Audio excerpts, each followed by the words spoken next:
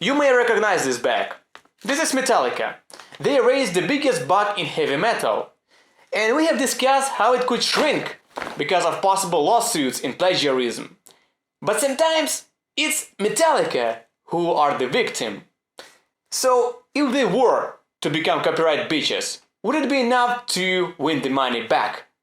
Hi friends, it's Andriy Vasilenko. Before making this video, I was sure that there would be lots of cases when Metallica got ripped off.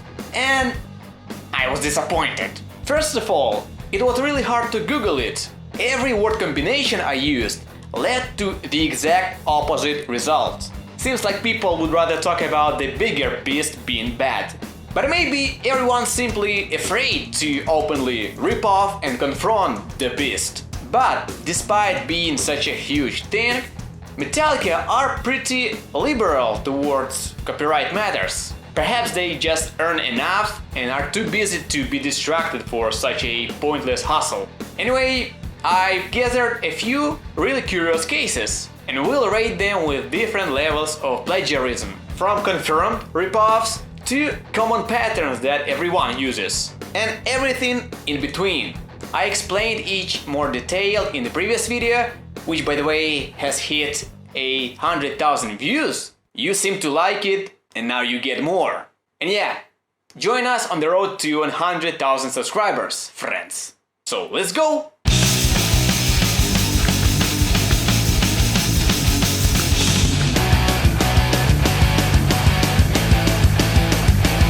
For those who still believe that Mustaine wrote the entire Kill 'Em All, Motor Brass is not his song, it's 100% James's. Mustaine do use riffs from Metallica that he wrote in Megadeth songs, but we do not discuss them in this video. That's obvious, he has the right to do it. But I won't deny that Mustaine might have stolen the Motor Brass lick on purpose, as an attempt to mock Metallica, which is actually a peculiar type of homage. So they used his riffs despite his warning, and now he strikes back. But who knows was that deliberately or not. At the end of Metallica's cover Last Caress Green Hell, you can hear a butchered version of Run to the Hills of Iron Maiden. And that's, I believe, an example of friendly mocking. Probably.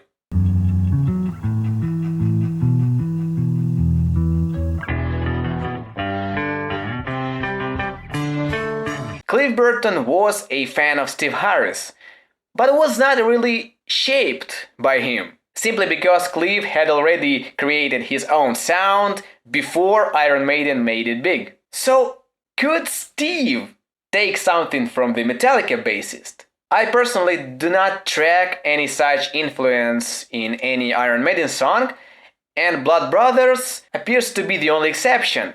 Except, it's probably not an exception at all. This pattern appears in Steve Harris's bass part since like forever. You might call it self-repeating or a signature lick. But anyway, as I said in the previous video, if you hear something like this,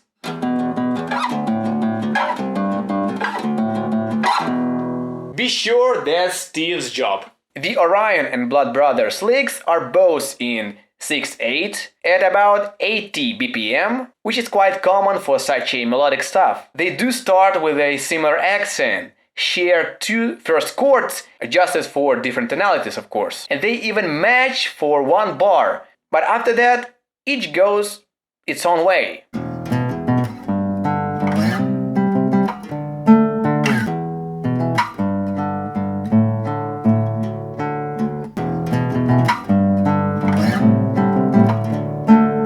The similarity does not go far enough to be called a plagiarism or even inspired by. So I think that's a coincidence with a slight possibility of unconscious borrowing. Hey, hey, I'm your life.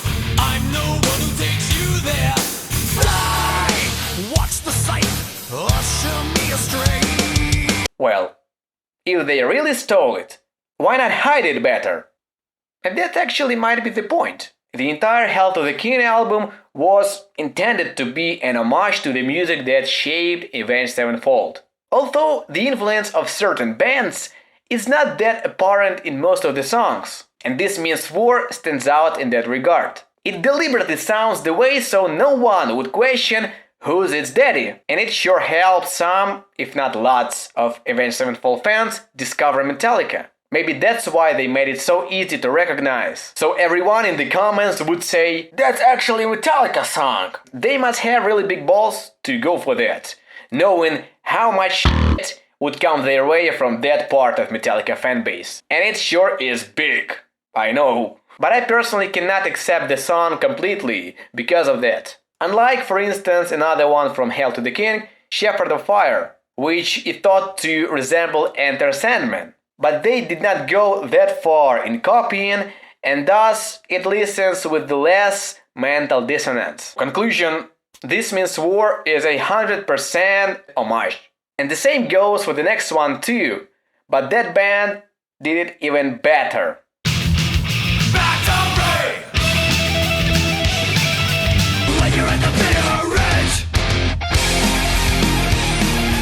Basically, Sum 41 mashed, or shall I say, summed up several iconic Metallica thrashers. And damn, they done it good. Battery was obviously the core, even the name of the song imitates it. Plus, it includes beats from Truth and Ever, Blackened, Creeping Death, and maybe even some Saint Anger, which was at the time the newest Metallica album. So, ironically, Sum 41 sounded more Metallica in the song than Metallica themselves at that point.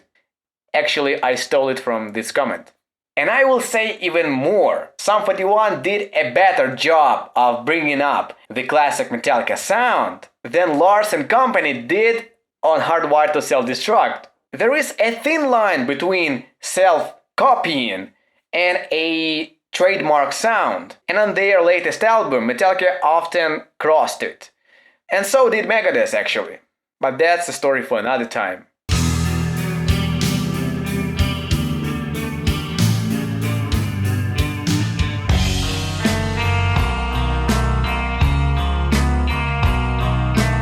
It has been confirmed by the author that this song rips off Sanitarium, which in its turn rips off another one.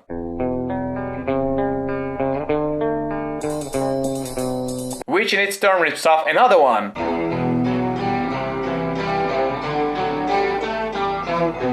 Which might have taken it from even an earlier song or from Beethoven or something. The guitarist criticizes himself for plagiarizing Metallica, but honestly, he did a great job. The lick, which was by the way his very first riff, receives a new mood. It sounds more depressing despite the fact that it's in major, by the way. It is transposed from E to G. I would have not even noticed this similarity had I not been told. Anyway, we give this a label, unconscious plagiarism.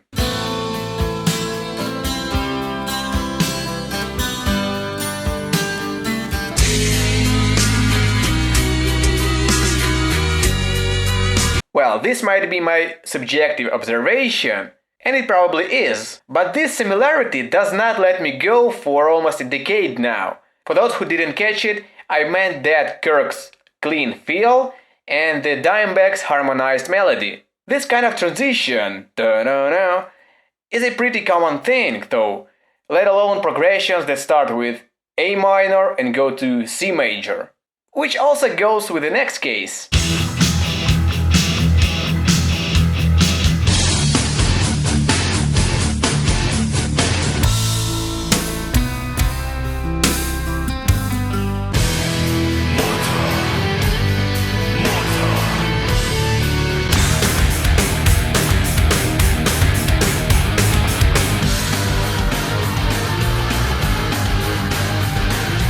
Not that Rammstein rip off Metallica, it's just their riffs, they are basic and often just slightly embellished common patterns. The hype that Rammstein creates may be the only match to that of Metallica, and people love to compare and clash the biggest players in the game. Well, Rammstein themselves joke about it. Though Metallica did influence Ricardo and Paul and thus played a role in Rammstein's inception, as well as the inception of thousands of other bands, from Avenged Sevenfold to probably yours. Alright, what did I miss? Maybe you know a better case when Metallica got ripped off. We're so close to hit the 100,000 subscriber mark. And well, if you are watching it from the recommendations, welcome to our community. And if you like what I'm doing, become my patron, keep this channel alive. Thanks for watching everyone, it's Andriy Vasilenko, being metal.